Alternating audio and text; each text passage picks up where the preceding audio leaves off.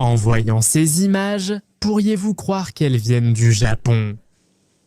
Et d'un autre côté, si je vous disais que ces personnes sont plus redoutées que la Yakuza elle-même, je suis Naka, voici Japatonic. Aujourd'hui, nous allons évoquer l'extrême gauche, l'extrême droite et leur lien avec la mafia.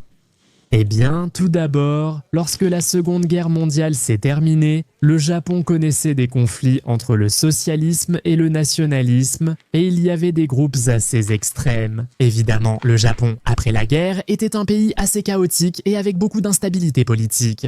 Mais bon, en gros, le Japon était déjà en train de devenir un allié des États-Unis, ce à que l'extrême gauche s'est opposé. Le socialisme japonais n'était pas d'accord parce qu'il ne voulait pas que le Japon soit une marionnette des États-Unis, mais il voulait avoir un lien miraculeusement étroit avec la Chine. D'ailleurs, en 1960, il y a une photo que beaucoup d'entre vous ont peut-être déjà vue. Il s'agit justement du leader du socialisme japonais qui a été assassiné par un jeune de 17 ans appartenant à l'ultra-droite japonaise. Certains affirment que cela a éliminé le socialisme au Japon, mais ce n'est pas aussi radical. En réalité, ce n'est ni totalement vrai ni faux. En réalité, cet assassinat était avant tout principalement symbolique.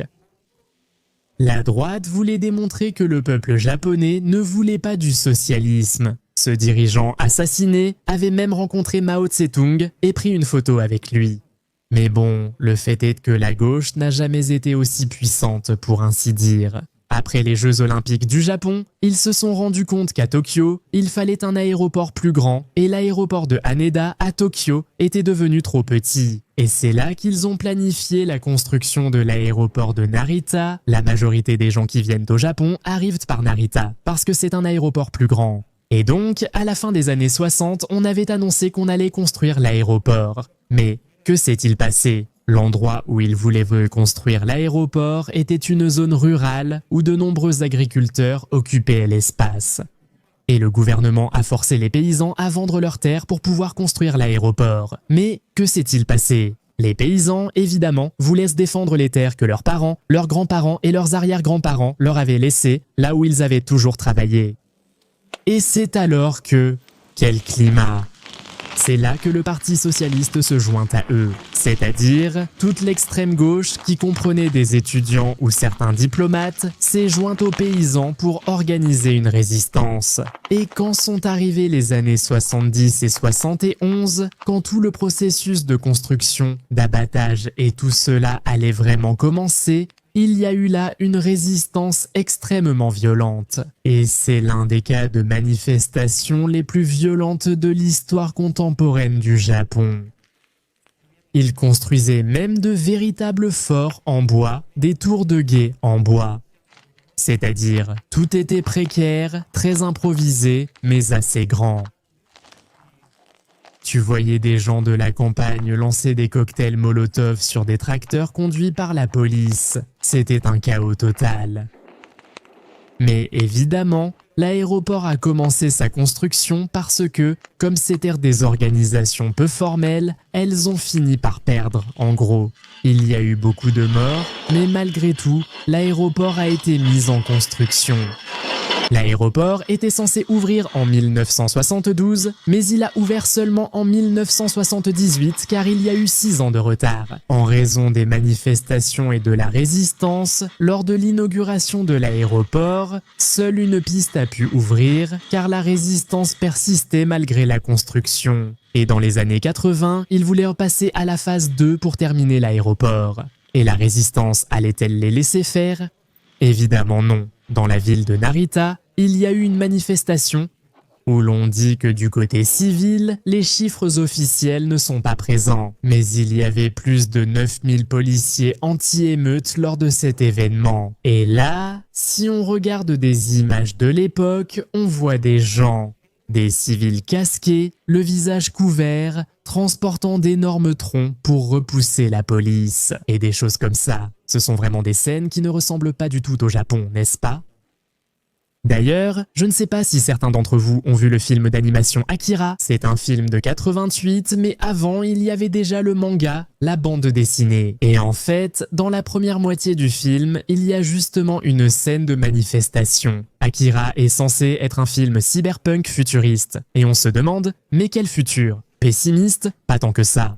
En réalité, le film reflétait assez bien l'actualité du Japon des années 80, c'était plutôt ça. Ce n'est pas que tout va mal dans le futur, mais plutôt que rien n'a changé, c'était le message de cette scène du film. Mais c'est exactement le même style de manifestants. Des gens avec des casques, des lunettes et le visage couvert de foulards face à la police anti-émeute. Mais évidemment, l'aéroport a été construit comme prévu avec ses retards. Qu'est-il arrivé à l'extrême gauche? Eh bien, en partie, à ce moment-là, les paysans pour lesquels ils se battaient étaient déjà très âgés, beaucoup étaient déjà décédés de vieillesse. Et le gouvernement a aussi essayé de les réprimer fortement. Ils ont commencé à arrêter les dirigeants, et dans le cas où ils n'avaient pas de délit particulier pour pouvoir les emprisonner, alors ils les mettaient sur des listes noires où ils ne pouvaient pas trouver de travail dans des entreprises importantes, ni même dans beaucoup d'entreprises moyennes. Parce que, bien sûr, la gauche n'avait pas de grands sponsors pour les soutenir, tout était composé de la classe ouvrière. Dans les années 90, ils ont commencé à disparaître. Est-ce que ça existe encore? Oui, car c'est une démocratie, donc chacun peut être de droite ou de gauche. On peut appartenir librement à un parti extrémiste de n'importe quel côté, mais c'est très affaibli. Même aujourd'hui, il existe au Parlement le Parti communiste japonais. Mais bien sûr, sur les 800 membres que compte la Diète, il y en a à peine moins de 10 dans tout le Parlement. Ils n'ont donc pas une voix forte, mais elle est là. Mais de l'autre côté, il y a l'extrême droite nationaliste japonaise qu'on appelle Uyoku, ce qui signifie à droite et à gauche ce serait le Saiyoku.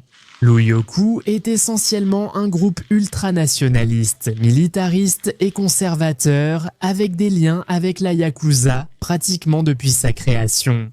Mais en réalité, les objectifs de l'extrême droite après la guerre et aujourd'hui ont beaucoup changé. En fait, au début, il n'y avait même pas de racisme ou de xénophobie, ce qui est pourtant une caractéristique assez marquée de nos jours. On pourrait aussi croire qu'après la Seconde Guerre mondiale, les ultranationalistes auraient été très offensés et opposés aux Américains. Mais non, c'était la gauche. La droite voulait soutenir les États-Unis parce que pour eux, l'ennemi, c'étaient les communistes, tout le contraire de la gauche. Quand la guerre froide s'est terminée, c'est seulement à ce moment-là que le communisme avait déjà perdu beaucoup de pouvoir et qu'il fallait chercher de nouveaux ennemis. En gros, un peu les États-Unis et les étrangers en général, en se concentrant beaucoup sur les Chinois, les Coréens, ceux dont il y avait le plus d'immigration à cette époque. En plus, la gauche n'est pratiquement plus très visible. Plus personne ne sort avec des casques et le visage couvert. Et s'il y en a, nous ne le saurons pas. Pourquoi? Parce que le gouvernement censure aussi la gauche. En gros, s'ils font une manifestation ou quoi que ce soit, ça ne passe pas dans la presse. Justement pour ne pas encourager les gens qui partagent les idées de gauche.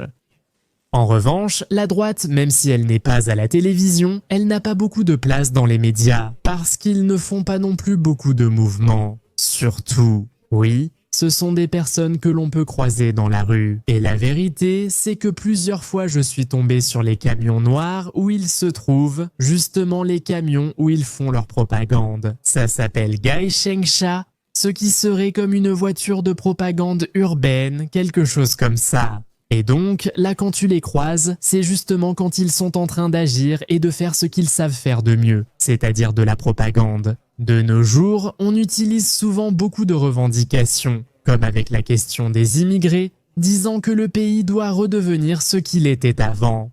Tu vois, eux aussi sont contre l'article 9 de la Constitution pacifiste qui dit que le Japon ne peut pas avoir une armée complète, seulement des forces d'autodéfense. Et eux, ils veulent qu'il y ait un changement de constitution.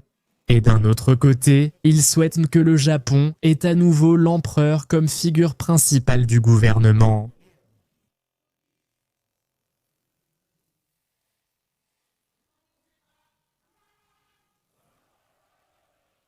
Eux ne sont pas des politiciens ni membres d'un parti, seulement des activistes. Non. Et ce qu'ils font, c'est essentiellement de la propagande et en même temps, ils recrutent des gens si quelqu'un veut faire partie d'eux. En gros, ils se financent par les adhésions. Non. On paie pour être membre, même si la plupart ont déjà leur travail, n'est-ce pas? Ce sont des membres actifs qui paient leur adhésion et de nombreux dirigeants ont aussi un emploi. Bien qu'on dise qu'il y a jusqu'à 1 millier d'organisations d'extrême droite. Maintenant, quand on parle d'extrême droite, beaucoup ont peut-être vu dans les actualités le sujet du Sanseito, qui est comme l'extrême droite des partis politiques. Mais le fait est qu'il n'y a aucune preuve que ce parti politique soit lié à ces activistes. Peut-être, il y a sûrement une certaine relation, mais dans l'ombre. Le fait est que la mafia Yakuza que tout le monde connaît, peut-être que beaucoup savent qu'il s'agit d'organisations criminelles qui sont très nationalistes et traditionalistes. Et le fait est que l'Uyaku, l'extrême droite, était utilisé comme leur bras politique. La mentalité de la mafia et de l'extrême droite a toujours été étroitement liée. Elles étaient très similaires et justement, ils l'utilisaient comme un bras politique, n'est-ce pas? Très souvent, la Yakuza finançait les mouvements d'extrême droite, même si ironiquement, beaucoup de gens disent qu'ils ont plus peur de l'extrême droite que de la mafia elle-même. D'une part, c'est surtout une question de théoire de conspiration, car il existe de nombreuses légendes sur l'Uyaku. Par exemple, on dit que l'Uyaku a été fondé par d'anciennes familles de samouraïs multimillionnaires.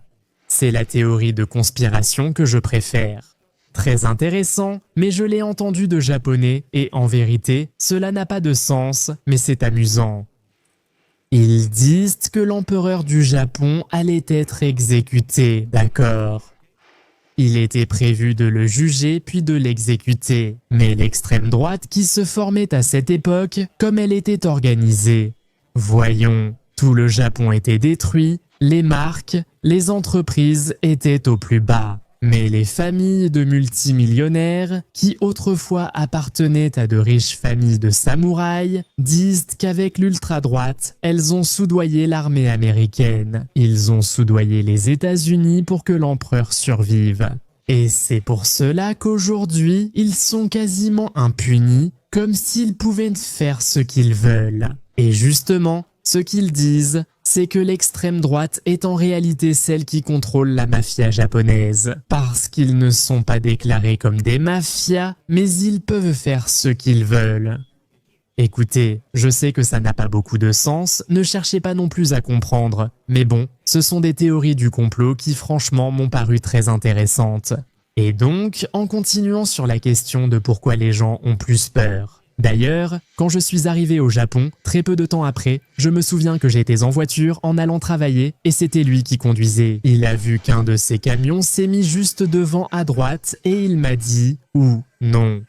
Et il est devenu un peu nerveux, alors j'ai dit « qu'est-ce qu'il se passe ?» Non, ceux qu'on a devant. Et moi, je montre du doigt. Ceux-là, il me dit « ne montre pas du doigt ». Je dis « ne montre pas du doigt ». Mais on est dans la voiture, qu'est-ce qu'ils vont regarder? Non, non, ceux-là sont pires que la mafia. Je dis qui sont-ils? Ce sont des fous racistes. Et je suis resté là, et après je n'ai plus jamais rien su, jusqu'à ce qu'un jour je vois dans la rue un de ces camions. Et bien sûr, l'autre jour, comme on m'a raconté cette théorie du complot récemment, ça m'a donné envie d'en savoir plus. Mais bon, pour continuer, de quoi ont peur ceux de l'extrême droite? Parce que le fait est que ce sont des personnes extrémistes, évidemment. La mafia, par exemple, la mafia Yakuza, par exemple, ne s'en prend généralement pas aux civils. Et ça a toujours été comme ça. En plus, si ce sont des mafias de village, normalement les mafias n'étaient pas forcément mal vues, parfois elles pouvaient même être respectées parce qu'elles aidaient lors d'événements de quartier et de village. Oui, on les craint, mais pas tant que ça. Maintenant, l'extrême droite est bien plus libre. En gros, on les considère comme des fous, parce que si on prend le cas de l'assassinat de 1960, ils ont déjà une image violente. Ce jeune homme a bien été arrêté et en plus, il s'est suicidé en prison. C'est-à-dire, ce n'est pas non plus qu'il n'y a jamais eu d'impunité, mais l'image d'impunité qu'ils ont vient essentiellement de leurs liens politiques, même s'ils ne sont pas eux-mêmes des politiciens. Ils ont des liens avec la mafia sans en faire partie. Et le fait est que le problème, c'est aussi qu'ils ont une idéologie incorruptible. Voyons, la mafia, par exemple, n'a pas forcément une idéologie très définie. Ce qu'ils ont, ce sont des règles, ce qu'ils ont, ce sont des objectifs, ils ont leurs propres idées, mais ce n'est pas qu'ils maintiennent une idéologie avec un objectif. En revanche, l'extrême droite a un objectif très précis pour lequel ils se battent. Constamment, soi-disant. Et bien sûr, comme ils n'ont pas de règles spécifiques, mais qu'ils ont une idéologie qui impose un peu plus de peur. Parce que justement, ce qu'ils veulent, c'est essentiellement revenir au Japon d'autrefois, en gros le Japon de l'époque de la guerre. C'est-à-dire l'impérialisme, coloniser tout ce qu'ils veulent, selon leur point de vue. Mais l'idéologie qu'ils ont est très dangereuse et c'est pour ça que ça fait très peur. Mais voyons, qu'est-ce que l'extrême droite est en train d'accomplir actuellement ? En vérité, pas grand-chose, parce qu'ils sont principalement concentrés sur tout ce qui concerne l'histoire, centrés sur ce qu'a été la Seconde Guerre mondiale. Et ce qu'ils veulent, c'est encourager un haut niveau de patriotisme. Et justement, le Japon, en fait, n'a pratiquement aucune mémoire historique et c'est l'un des pays les moins patriotiques que vous puissiez imaginer. Voyons. Le japonais peut avoir une certaine fierté, mais la fierté, le niveau de patriotisme que possède le japonais n'approche même pas celui par exemple des argentins. En les connaissant, le patriotisme américain, rien de ce genre. C'est comme si le Japon était un pays où les gens vivent dans leur propre bulle. Et heureusement, on peut le voir parce que, je vous le dis, il y a peu de conflits sociaux grâce au manque de mémoire historique et à d'autres choses.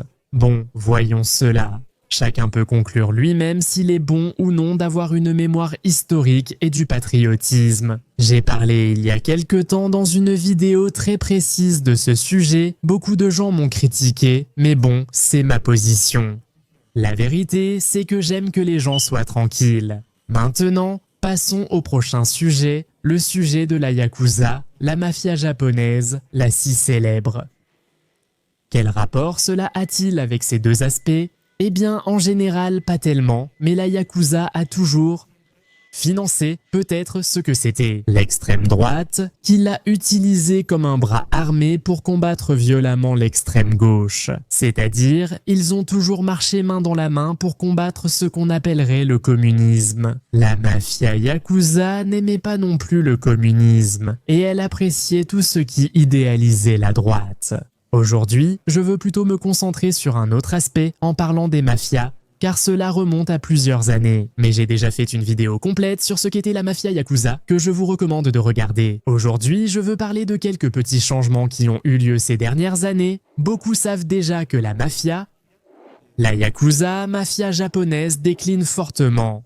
En gros, en 2010, la loi de prévention du crime organisé a été adoptée, visant spécifiquement les groupes violents qu'on appelle Boryokudan, des organisations violentes. Et donc, depuis lors, la mafia a vu sa vie devenir impossible. En gros parce que les mafias d'ici étaient organisées, très formelles et enregistrées comme des entreprises, pour ainsi dire.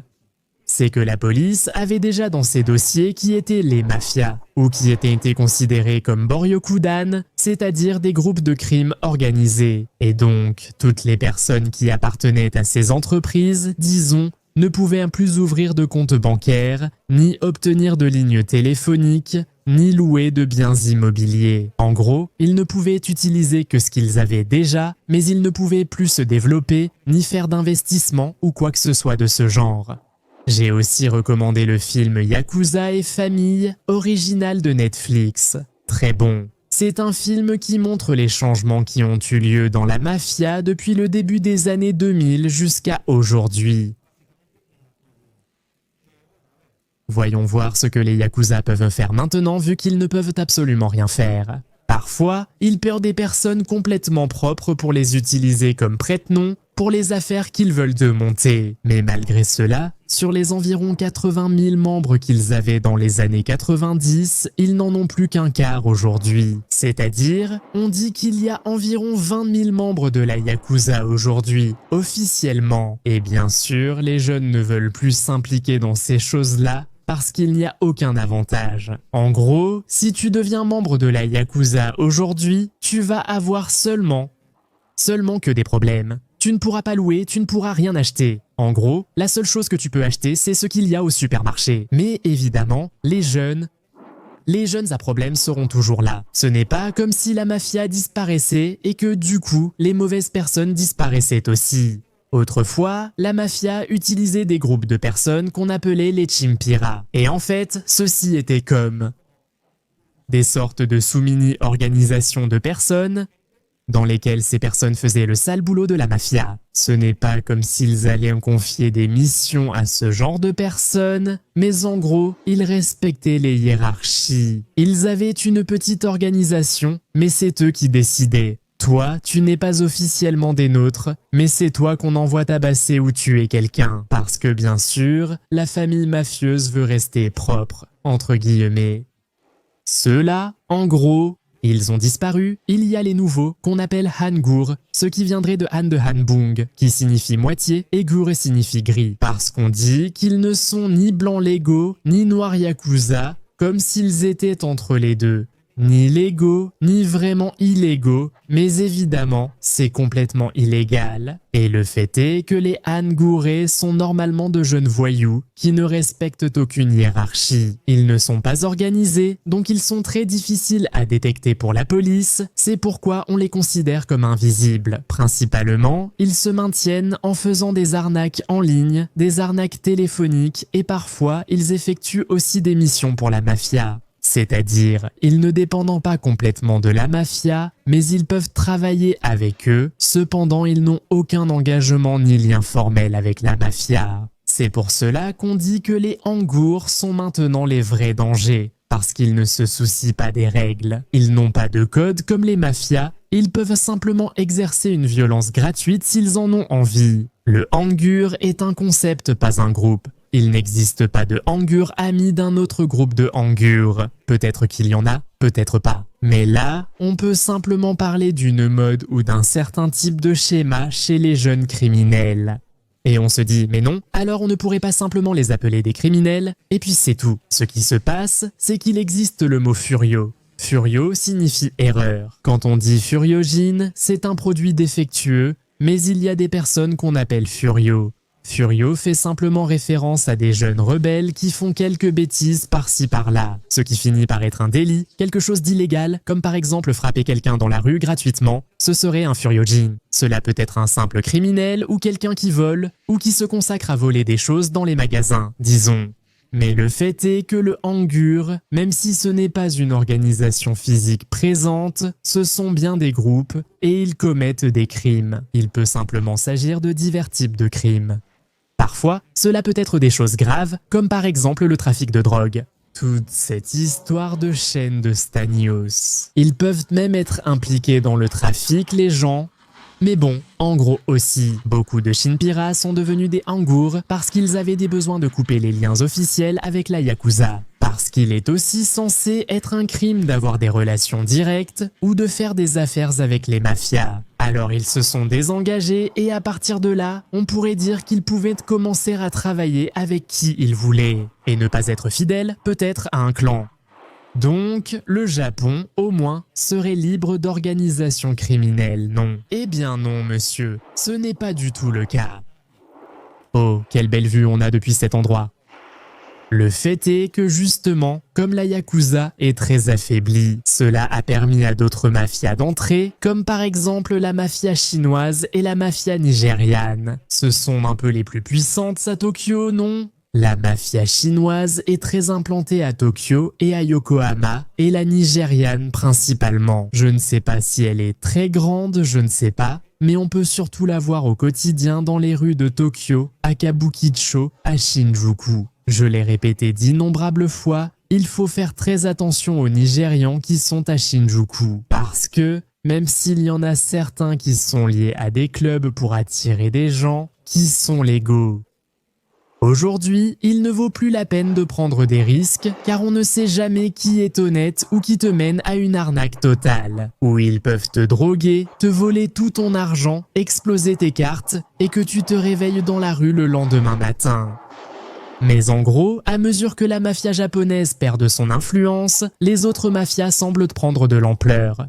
Le fait est qu'il faut aussi prendre en compte que la Yakuza, même si elle n'a jamais été bonne, avait ses petits côtés positifs, parce qu'ils avaient aussi leurs codes, et justement, ce sont ces codes qui ont causé leur déclin. En étant enregistrés, en étant bien connectés avec la police, tout cela a mené à leur chute. Ils sont en déclin. En revanche, les mafias étrangères viennent faire tout ce que la Yakuza ne peut plus faire, et même plus, évidemment, parce que bien sûr, la Yakuza était considérée comme un mal nécessaire, mais bon, ce nécessaire a un aspect très large et très discutable. Mais la mafia nigériane et la mafia chinoise n'ont pas les mêmes codes. C'est différent. Heureusement, au quotidien, au Japon, il n'y a pas de problème ni avec la droite, ni avec la gauche, ni avec aucune mafia. Heureusement, ce pays est très paisible, dans lequel, du moins à première vue au quotidien, on ne remarque les problèmes de personne en gros. C'est bien. Curiosité, j'espère que la vidéo vous a plu, à la prochaine. Salut à toi, ta famille, ton animal et ton enfoiré de voisin. Est-ce que quelqu'un aura compris quelque chose? Parce que c'était un vrai bordel, une soupe d'idéologie et de trucs. Mais bon, ce n'est pas non plus un cours d'histoire ou de sciences politiques, non.